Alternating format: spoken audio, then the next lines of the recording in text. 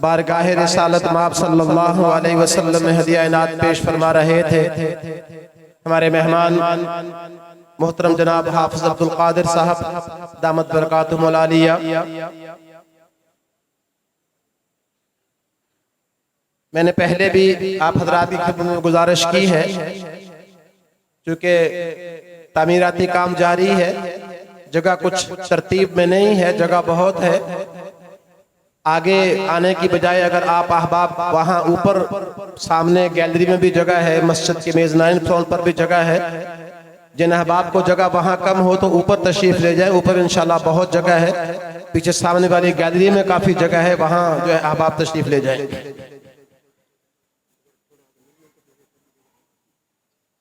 اگر تھوڑی تھوڑی گنجائش پیدا کریں گے، مل کر بیٹھیں گے تو انشاءاللہ کچھ احباب کے لیے جگہ جو ہے وہ نکل آئے گی۔ اپنی جگہ بیٹھے بیٹھے اگر آپ تھوڑا تھوڑا سے بھی آگے ہلیں گے انشاءاللہ تو کچھ نہ کچھ احباب کو پیچھے باہر جگہ جو ہے وہ مل جائے گی۔ اب میں دعوت خطاب دینے لگا ہوں۔ ہمارے مہمان ترجمان مدارس دینیہ، آیت الخیر، نمونہ اسلاف، حضرت اقدس مولانا قاری محمد حنیف جلندری صاحب دامت برکاتہم العالیہ، شیخ الحدیث و رئیس جامعہ خیر المدارس ملتان و ناظم اعلیٰ وفاق المدارس العربیہ پاکستان، ان کے صاحبزادے حضرت مولانا احمد حنیف صاحب دامت برکاتہم العالیہ کہ وہ تشریف لائیں۔ حضرت اقدس مولانا احمد حنیف صاحب جلندری دامت برکاتہم العالیہ، صاحبزادہ حضرت مولانا محمد حنیف جلندری صاحب۔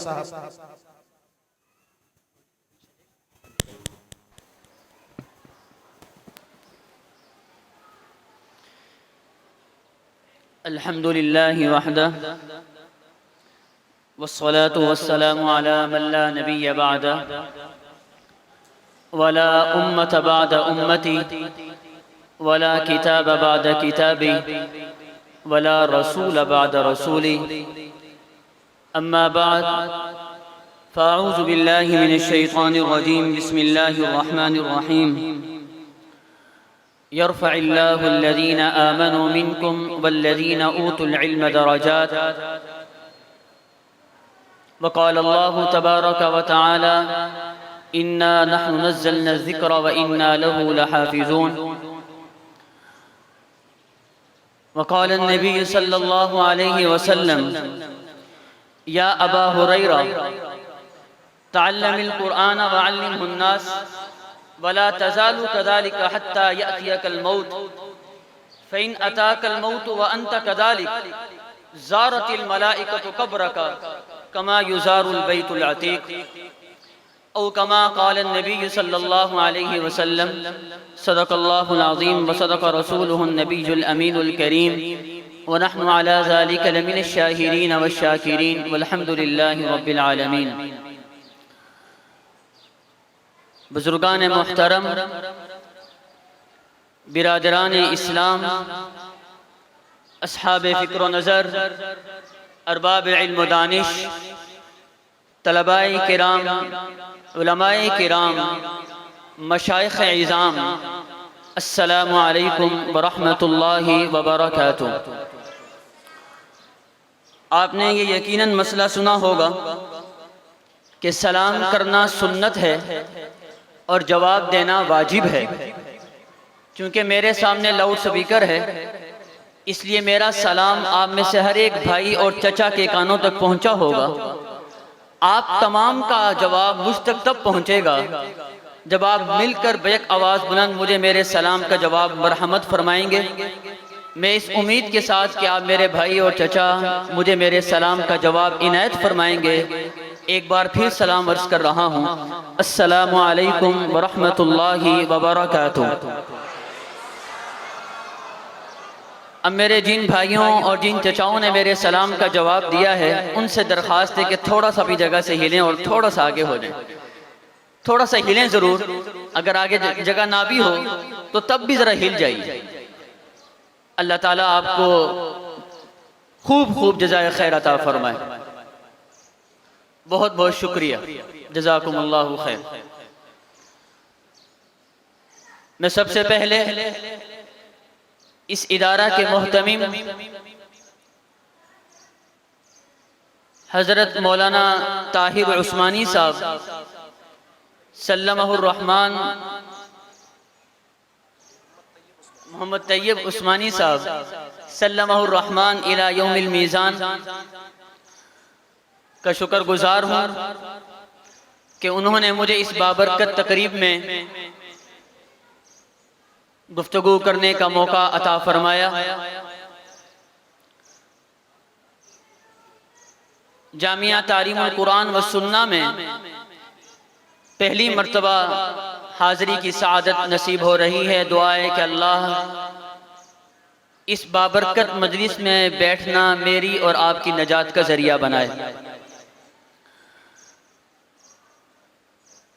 یہ مجلس عام مجلس نہیں ہے. اس مجلس پر لاکھوں مجلسیں قربان کی جا سکتی ہیں. اس محفل پر لاکھوں محافل قربان کی جا سکتی ہیں کیونکہ اس کی نسبت جناب رسول اللہ صلی اللہ علیہ وسلم کے ساتھ ہے. اور آپ جانتے ہیں کہ نسبت کے بدلنے سے مقام، شان، مرتبہ، وقت، حیثیت بدل جاتی ہے. جس کی نسبت نہیں اس کی بخشش نہیں. نسبت رسول جس کے پاس نہیں ہوگی قیامت میں اس کا بیڑا پار نہیں ہوگا. نسبت کتنی اعلیٰ چیز ہے. بس ایک مثال دے کر اپنی بات کو آگے بڑھاؤں گا. آپ اپنے کسی دوست کے، عزیز کے، جاننے والے کے گھر جائیے، وہ آپ کو اپنا گھر دکھائے جو اس نے نیا بنایا ہو، اور وہ آپ کو اپنے واش روم میں لے کر جائے، ٹوائلٹ دکھائے، باتھ روم دکھائے، بیت الخلاء دکھائے، لیٹرین دکھائے، اور کہے کہ بھائی جان میں نے اس واش روم کے اندر، باتھ روم کے اندر اسپین سے، اٹلی سے، امریکہ سے، فرانس سے، جرمنی سے ٹائل منگوائی ہے، 20 لاکھ کا فرش لگوایا ہے. آپ جوتی اتار کر جائیے، آپ اس سے کہیں گے کہ بھائیا آپ 20 لاکھ تو کیا 20 کروڑ کا بھی اگر فرش لگا دیں گے تو میں اپنی 10 روپے والی جوتی بھی اتار کر نہیں جاؤں گا، جوتی پہن کر جاؤں گا، کیونکہ یہ گندگی کی جگہ ہے، بیت الخلاء ہے. اس کے بالکل برعکس آپ کسی گاؤں کی کچی مسجد میں چلے جائیے اور آپ نے پاؤں میں 10 روپے 20 روپے نہیں 10 لاکھ روپے کی جوتی بھی پہنی ہو تو آپ اس کے کچے فرش پر جوتی اتار کر ہاتھ میں پکڑ لیں گے کہ اس فرش کی نسبت اللہ تعالیٰ کے ساتھ ہے. تو نسبت کی وجہ سے مقام بدل جاتا ہے. ایک گتا جس کو بچے اٹھا کر پھینکتے ہوں، پاؤں سے رونتے ہوں، اگر اس گتے کو قرآن کریم کے مقدس اوراق کے ساتھ سی دیا جائے، جلد کر دیا جائے، پیوست کر دیا جائے، اور آپ کسی بھی مکتبہ فکر کے، سکول آف تھاٹ کے عالم صاحب کے پاس، مفتی صاحب کے پاس، امام خطیب کے پاس چلے جائیے اور پوچھئے کہ یہ گتا جس کو چند دن پہلے میرے بچے اٹھا کر ہوا میں پھینکتے تھے، پاؤں سے رونتے تھے، اس سے کھیلتے تھے، کیا اب بھی میرے بچے اس گتے کو اٹھا کر پھینک سکتے ہیں، پاؤں سے رون سکتے ہیں؟ تو وہ آپ کو عالم اور مفتی جواب میں کہیں گے کہ ہاتھ سے اٹھا کر دور پھینکنا تو دور کی بات، پاؤں سے روننا تو دور کی بات، اب اس کو بغیر وضو کے ہاتھ بھی نہیں لگا سکتے. آپ سوال کریں گے کیوں؟ یہ وہی تو گتا ہے جو چند دن پہلے بچے اٹھا کر پھینکتے تھے، پاؤں سے رونتے تھے، اب وہی گتا قرآن کریم کے کاغذوں اور آگ کے ساتھ سی دیا گیا، اس کا مقام کیوں بدل گیا؟ تو وہ کہے گا جو مقام اور شان قرآن کے اور آگ کی ہے وہی مقام اور شان اس گتے کی ہے جو قرآن کے ساتھ سی دیا گیا ہے. مقام بدل گیا. توجہ رکھیے، اگر ایک بے جان گتا اپنی نسبت قرآن کے ساتھ جوڑ لے تو اس کا مقام اتنا بلند ہو جاتا ہے کہ بغیر وضو کے ہاتھ لگانا جائز نہیں. تو جن سینوں میں قرآن آ جائے اور جن ہاتھوں میں قرآن آ جائے، جن زبانوں پر قرآن آ جائے، جن کی زندگیوں میں قرآن آ جائے، ان کا مقام اللہ کے ہاں کتنا بلند ہوگا. اللہ تعالیٰ مجھے اور آپ کو حفاظ قرآن کی ادب کرنے کی توفیق عطا فرمائے۔ ان کے ادب کا تو جناب رسول اللہ نے حکم دیا ہے، ہمارے اکابر نے کر کے دکھایا ہے۔ حضرت مولانا بدر عالم میرٹھی رحمت اللہ علیہ جو ترجمان السنہ کے مصنف ہیں، ان کے بیٹے مولانا آفتاب عالم نے اپنا یہ واقعہ عارف باللہ حضرت حکیم اختر رحمت اللہ علیہ کو سنایا۔ حضرت حکیم اختر رحمت اللہ علیہ نے اپنے مواعظ میں اس کو درج فرمایا کہ مولانا آفتاب عالم کہتے ہیں جب میرے والد ماجد کا انتقال ہوا مدینہ منورہ میں اور ان کو جنت البقیع میں دفن کیا گیا، اللہ مجھے اور آپ کو بھی وہاں کی مٹی نصیب فرمائے، آمین کہہ دیں۔ مرنا تو ہے ہی، حضور کے پہلو میں موت آ جائے اور جنت البقیع میں دفن ہو جائیں۔ تو مولانا بدر عالم میرٹھی رحمت اللہ علیہ کا انتقال مدینہ منورہ میں ہوا، جنت البقیع میں قبر بنی۔ اب جس دن سے جنت البقیع کا قبرستان بنا ہے 1400 سال گزر گئے یا اس سے بھی زائد کا عرصہ، ہر روز لوگ فوت ہوتے ہیں، وہاں دفن ہوتے ہیں، جگہ تھوڑی سی ہے۔ تو جنت البقیع کی جو انتظامیہ ہے ان کا دستور اور طریقہ کار یہ ہے کہ وہ 6 مہینے کے بعد قبر کو کھولتے ہیں، پرانی ہڈیاں کو جمع کرتے ہیں، دوسری میت کو وہاں دفن کر دیتے ہیں۔ تو مولانا آفتاب عالم کہتے ہیں کہ میرے ابا جان کی جب انتقال کو 6 مہینے گزر گئے تو جنت البقیع کی انتظامیہ اپنے دستور کے مطابق آئی، میرے ابا جان کی قبر کو کھولا، دیکھا، بند کر دیا۔ پھر 6 مہینے کے بعد آئے، قبر کو کھولا، دیکھا اور بند کر دیا۔ پھر 6 مہینے کے بعد آئے، قبر کو کھولا، دیکھا، بند کر دیا۔ 1.5 سال کے اندر 3 مرتبہ وہ لوگ آئے، قبر کو کھولتے دوسرے میت کو دفن کرنے کے لیے، لیکن دیکھتے پھر بند کر دیتے۔ کیوں؟ جثتہ لم تتغیر وکفنہ لم یبلا، جسم ابھی تک تر و تازہ تھا اور کفن نہ میلا ہوا تھا اور نہ بوسیدہ ہوا تھا۔ سبحان اللہ کہہ دیں۔ ایک درخت لگتا ہے جنت میں، دنیا و ما فیہا سے بہتر ہے۔ تو مولانا آفتاب عالم کہتے ہیں حضرت حکیم اختر رحمت اللہ علیہ کو کہ میرے ابا جان کو اللہ نے دنیا میں جو یہ نقد انعام عطا فرمایا، میرے ذہن میں اس کی ایک وجہ آتی ہے اور وہ یہ کہ میرے ابا جان مولانا بدر عالم میرٹھی رحمت اللہ علیہ کا یہ معمول تھا کہ جس طرح وہ قرآن کریم کی طرف پاؤں نہیں پھیلاتے تھے کہ قرآن کی بے ادبی ہے، اسی طرح جب ان کو معلوم ہو جاتا کہ اس چھوٹے بچے کے سینے میں قرآن ہے تو وہ اس کی طرف بھی پاؤں نہیں پھیلاتے تھے۔ اللہ نے حافظ قرآن کا ادب کرنے کا نقد انعام دنیا میں یہ دیا کہ زمین کو فرما دیا کہ حرام ہے تجھ پر اس کے جسم کو نہیں کھانا۔ یہ ادب ہے ان حضرات کا۔ اور اس کے بعد میں اپنے ان دائیں طرف موجود بھائیوں کو مبارکباد پیش کرتا ہوں کہ آپ نے جو ایک خواب دیکھا تھا آج سے 8 سال پہلے، آج الحمدللہ وہ شرمندہ تعبیر ہونے جا رہا ہے۔ یہی وہ علم ہے کہ جس پر مبارکباد دینی چاہیے اور دی جانی چاہیے، اور جناب رسول اللہ صلی اللہ علیہ وسلم نے اسی علم کی تحصیل پر مبارکباد دی ہے۔ کسی اور علم کی تحصیل پر، اس کے حاصل کرنے پر، اس کی طلب کرنے پر جناب رسول اللہ نے مبارکباد نہیں دی۔ قاری قرآن عبیش بن کعب رضی اللہ تعالیٰ عنہ ارشاد فرماتے ہیں کہ جناب رسول اللہ صلی اللہ علیہ وسلم نے مجھ سے پوچھا کہ عبیش بتلاؤ قرآن کریم کی عظیم الشان آیت کون سی ہے؟ میں نے کہا اللہ و رسولہ عالم، اللہ اور اس کا رسول جانتے ہیں۔ ادب کا تقاضا بھی یہی ہے کہ جب بڑے موجود ہوں تو چھوٹے گفتگو نہیں کیا کرتے، سوال پوچھا جائے جواب آتا بھی ہو تو خاموش رہا کرتے ہیں۔ تو میں ادب رسالت و نبوت میں خاموش رہا، جواب آتا تھا نہ دیا۔ جناب رسول اللہ نے دوسری مرتبہ پوچھا کہ عبیش بتلاؤ قرآن کریم کی عظیم الشان آیت کون سی ہے؟ میں نے وہی جواب دیا اللہ و رسولہ عالم، اللہ اور اس کا رسول جانتے ہیں۔ جناب رسول اللہ نے تیسری مرتبہ پوچھا عبیش بتلاؤ قرآن کریم کی عظیم الشان آیت کون سی ہے؟ تو میں سمجھ گیا کہ جناب رسول اللہ مجھ سے جواب سننا چاہتے ہیں اور الامر فوق الادب ہے۔ تو میں نے عرض کیا یا رسول اللہ قرآن کریم کی عظیم الشان آیت آیت الکرسی ہے۔ تو جناب رسول اللہ نے کہا عبیش تمہارا جواب درست ہے، تمہیں تمہارا علم مبارک ہو۔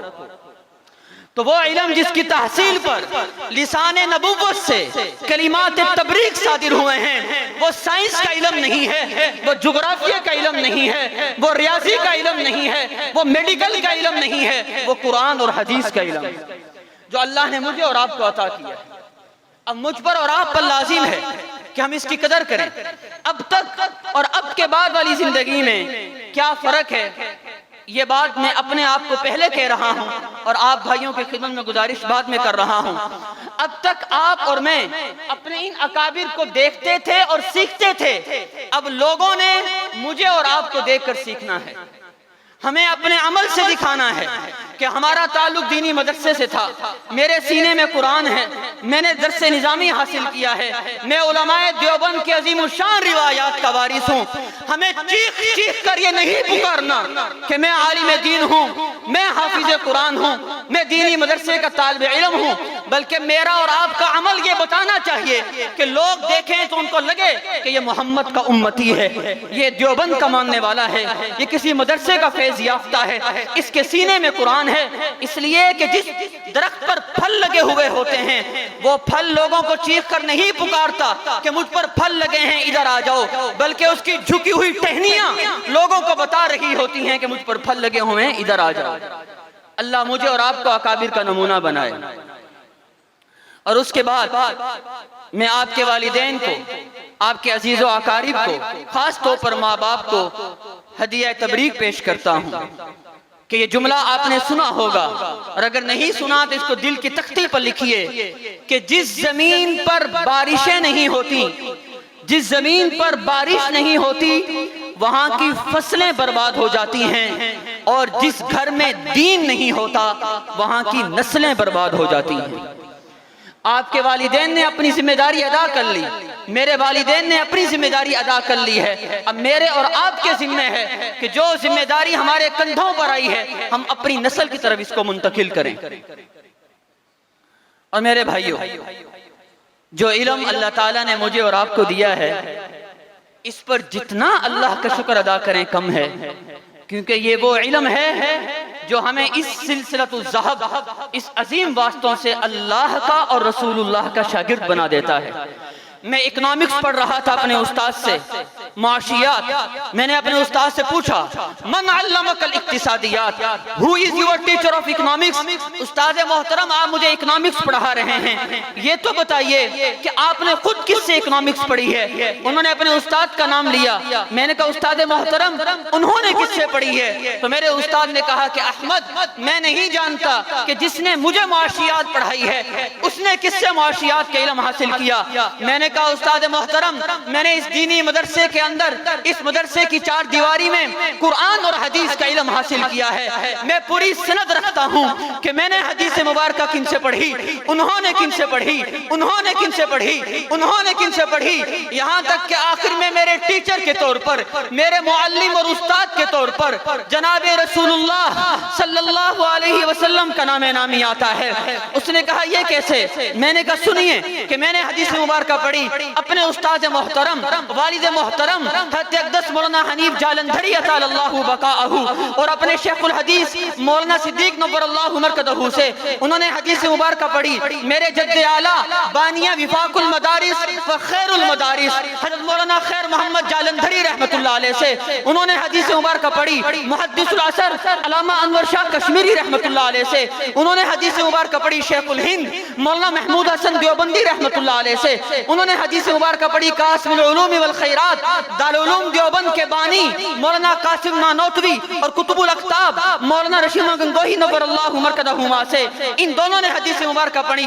شاہ عبد الغنی سے انہوں نے پڑھی، شاہ اسحاق سے انہوں نے پڑھی، شاہ عبدالعزیز سے انہوں نے پڑھی، اپنے والد محترم محدث دہلوی شاہ ولی اللہ رحمت اللہ علیہ سے انہوں نے پڑھی، ابو طاہر المدنی سے انہوں نے پڑھی، ابراہیم الکردی سے انہوں نے پڑھی، احمد الکشاشی سے انہوں نے پڑھی، ابو مواہب الشناوی سے انہوں نے پڑھی، محمد بن احمد احمد الرملی سے، انہوں نے پڑھی ابو یحییٰ انصاری سے، انہوں نے پڑھی ابن حجر اسقلانی سے، انہوں نے پڑھی ابراہیم بن احمد التنوخی سے، انہوں نے پڑھی احمد بن ابو طالب الحجار سے، انہوں نے پڑھی حسین بن مبارک الزبیدی سے، انہوں نے پڑھی عبدالاول بن عیسیٰ الحربی سے، انہوں نے پڑھی عبدالرحمن بن مظفر الدودی سے، انہوں نے پڑھی عبداللہ بن احمد سرخسی سے، انہوں نے پڑھی محمد بن یوسف الفربری سے، اور انہوں نے حدیث مبارکہ پڑھی امیر المؤمنین فی الحدیث محمد بن اسماعیل البخاری سے، امام بخاری نے پڑھی حمیدی سے، حمیدی نے پڑھی سفیان سے، سفیان نے پڑھی یحییٰ بن سعید سے، انہوں نے پڑھی محمد بن ابراہیم التیمی سے، انہوں نے پڑھی علقمہ بن وقاص اللیثی سے، اور علقمہ بن وقاص اللیثی نے کہا کہ میں نے حدیث مبارکہ سنی ناطق الحق والمیزان خلیفہ وقت امیر المؤمنین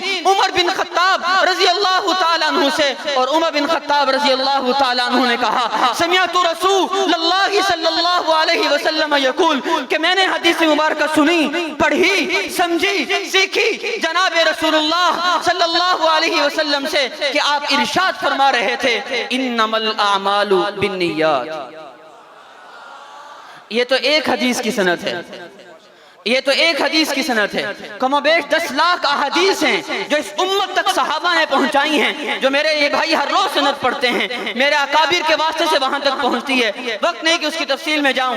مبلغ اسلام داعی کبیر حضرت مولانا طارق جمیل صاحب دامن برکات العالیہ محبت فرماتے ہیں، ایک سفر میں ان کے ساتھ تھا، حضرت اگلی سیٹ پر براجمان تھے، میں نے حضرت سے عرض کیا حضرت جس طرح آپ جناب رسول اللہ کا نسب نامہ بیان کرتے ہیں، محمد بن عبداللہ بن عبد المطلب بن ہاشم بن عبد مناف بن قصی بن کلاب الى آخری وقت نہیں کہ پورا سناؤں، اسی طرح حدیث کی سند میں نے آپ کے سامنے عرض کی، بالکل اسی طرح قرآن کریم کی سند بھی محفوظ ہے کہ میں نے قرآن کن سے پڑھا، انہوں نے قرآن کن سے پڑھا، انہوں نے قرآن کن سے پڑھا، یہاں تک کہ آخر میں میرے استاد کے طور پر کوئی انسان نہیں بلکہ خالق انسان اللہ کا نام نامی آتا ہے، تو میری طرف متوجہ ہو کر کہنے لگے تم یہ کیسے کہہ سکتے ہو، میں نے آج تک قرآن کریم کی سند نہیں سنی، تم سناؤ۔ میں نے کہا سنیے کہ میں نے قرآن کریم پڑھا اپنے استاد محترم قاری اقبال صاحب دامت برکات العالیہ سے، انہوں نے قرآن کریم پڑھا قاری عبید اللہ رحیمی سے، انہوں نے پڑھا مجدد القراءات قاری رحیم بخش نور اللہ مرکدہ سے،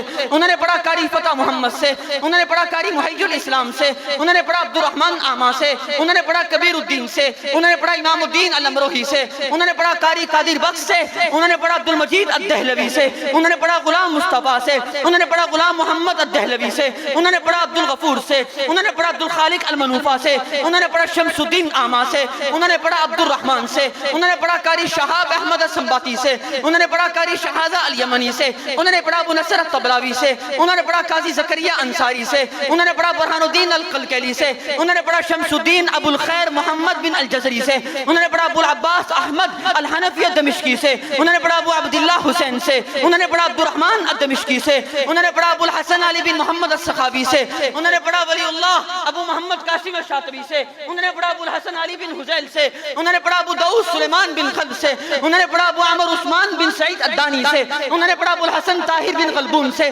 انہوں نے پڑھا ابو الحسن علی بن محمد الحاشمی سے، انہوں نے پڑھا ابو العباس احمد الاشنائی سے، انہوں نے پڑھا ابو محمد عبید بن صباح سے، اور انہوں نے قرآن کریم پڑھا سید الطائفہ ابو عمر حفص الکوفی سے، انہوں نے پڑھا امام عاصم کوفی سے، انہوں نے پڑھا شیخ سعد بن الیاس سے، اور شیخ سعد بن الیاس نے قرآن کریم پڑھا عثمان بن عفان، علی بن ابی طالب، زید بن ثابت، عبید بن کعب، عبداللہ بن مسعود رضوان اللہ تعالی علیہ مجمعین سے، اور ان 5 صحابہ کرام نے قرآن پڑھا، سمجھا، سیکھا، صاحب قرآن جناب رسول اللہ صلی اللہ علیہ وسلم سے، اور جناب رسول اللہ نے قرآن کریم لیا سید الملائکہ جبرائیل امین علیہ السلام سے، اور جبرائیل امین نے قرآن لیا رب کائنات خلاق کائنات اللہ رب العزت سے۔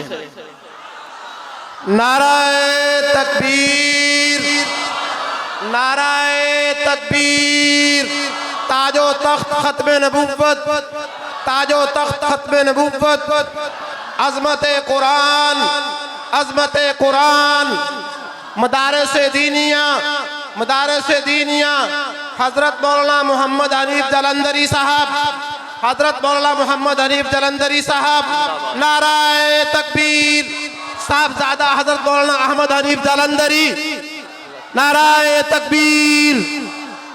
والد محترم جو کہ تشریف لے آئے ہیں، میں اپنی گفتگو ختم کرتا ہوں۔ میرے بھائیوں، اللہ تعالیٰ مجھے اور آپ کو اس دین کی قدر کرنے کی توفیق عطا فرمائے۔ سکول، کالج، یونیورسٹی کا علم محترم ہے، میں نے خود ایم فل کیا ہے، ضروری ہے، لیکن یہ اس سے بہت اعلیٰ ہے۔ وہ علم اتھینٹک نہیں، مستند نہیں، محفوظ نہیں، ٹھوس نہیں، ٹھیٹ نہیں، لیکن جو ہمارا علم ہے یہ اتھینٹک ہے، مستند ہے، محفوظ ہے، ٹھوس ہے۔ ان کے اساتذہ کی اگر فہرست مرتب کی جائے تو سب سے آخر میں اول تو استاد ہی نہ ملیں گے، اور اگر استاد مل بھی گئے تو آخر میں آئنسٹائن، لارڈ میکالا، نیوٹن کا نام آئے گا۔ لیکن اللہ نے مجھے اور آپ کو جو علم دیا ہے، اگر ہمارے اساتذہ کی فہرست مرتب کی جائے تو سب سے اوپر یا جناب رسول اللہ کا نام آئے گا یا اللہ کا نام نامی آئے گا۔ اللہ مجھے اور آپ کو اس علم کی قدر کرنے کی توفیق عطا فرمائے۔ اس شعر کے ساتھ گفتگو ختم کرتا ہوں اور آپ سے اجازت چاہتا ہوں۔ قرآن سب سے اوپر، کتب سب کی سب نیچے ہیں۔ قرآن سب سے اوپر، کتب سب کی سب نیچے ہیں۔ اسی کا حافظ آگے، صدر وزراء پیچھے ہیں۔ مدارس مساجد میں یہی پڑھایا جاتا ہے، مدارس مساجد میں یہی پڑھایا جاتا ہے۔ اسی کی بخشش ہوتی ہے جو ان سے دل لگاتا ہے۔ وما علینا الا البلاغ۔